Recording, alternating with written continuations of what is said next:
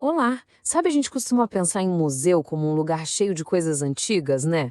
Mas e se o museu pudesse ser muito mais do que isso? Hoje, a gente vai conhecer um projeto incrível que está fazendo exatamente isso, transformando a história de uma cidade inteira numa verdadeira sala de aula viva, uma ponte entre o passado e o futuro de toda uma comunidade. Então, vamos direto ao ponto. O grande desafio é esse, né?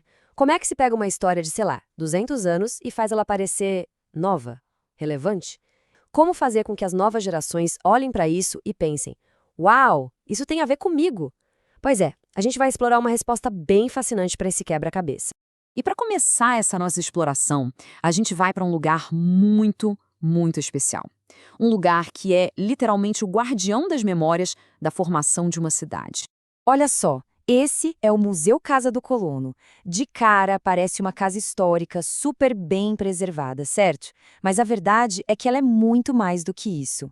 Pensa nela como um documento vivo, sabe? Construída para contar a história de quem viveu ali, dentro daquelas paredes.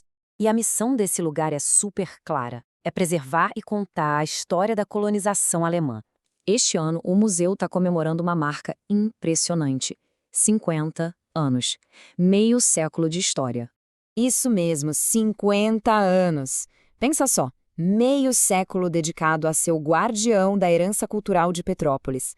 Isso mostra não só a importância do lugar, mas também o tamanho da responsabilidade que eles têm, né?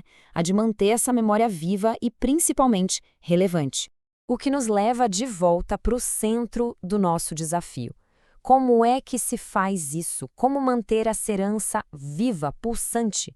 Pois é, aí que está o dilema. Como é que a gente pega aqueles objetos que estão parados atrás de um vidro e transforma eles em algo dinâmico? Como fazer um jovem olhar para, sei lá, um talher antigo e não ver só um objeto, mas enxergar a história de uma pessoa, de uma família inteira, de uma comunidade? Bem, a resposta para essa pergunta, ou pelo menos uma ótima resposta, vem de uma pessoa visionária. Alguém que entendeu que a história precisa ser sentida. Não basta só ler sobre ela nos livros. E o nome dela é Vânia Nicolau. É bom guardar esse nome. O segredo, o pulo do gato aqui, está na dupla função dela. Ela não é só uma historiadora, uma especialista nos fatos. Ela é também uma animadora cultural, ou seja, uma especialista em conectar as pessoas com esses fatos. E esse aqui é o projeto dela, o veículo que ela criou para fazer essa conexão. E o nome, fala sério, já diz tudo. Minha cidade tem história para contar. Percebe a diferença? Não é a história genérica, é minha história. Isso já torna tudo mais pessoal, mais direto. É um convite. O trabalho da Vânia é todo baseado num conceito chamado educação patrimonial. A ideia é bem simples, na verdade. O patrimônio de uma cidade, os prédios, as histórias, os objetos, não está ali só para a gente olhar. Eles são ferramentas poderosas para a gente aprender sobre quem nós somos. Tá, mas como isso funciona na prática? Como é que se coloca coração na história? Olha que legal essa comparação. Ela mostra direitinho essa abordagem única da Vânia. De um lado, como historiadora, ela garante que tudo seja preciso, correto, mas do outro lado, como animadora cultural, o trabalho dela é fazer com que tudo isso seja envolvente, que crie uma conexão. É a união perfeita do rigor da pesquisa com a magia de contar uma boa história. E aqui a gente vê um método em ação, passo a passo. Primeiro, o museu vira um laboratório vivo, deixa de ser um lugar passivo. Segundo, o foco sai um pouco dos fatos e dados puros e vai para as narrativas, para os causos, para as curiosidades que humanizam tudo. E terceiro, super importante, o projeto entra nas escolas de um jeito sistemático para garantir que esse aprendizado não se perca. Ok, tudo isso é muito legal. Mas, no fim das contas, por que isso importa tanto? Qual é o impacto real disso tudo na vida das pessoas, na comunidade? Acho que o ponto-chave é exatamente este: é uma mudança de papel. Os alunos deixam de ser só observadores passivos que recebem informação.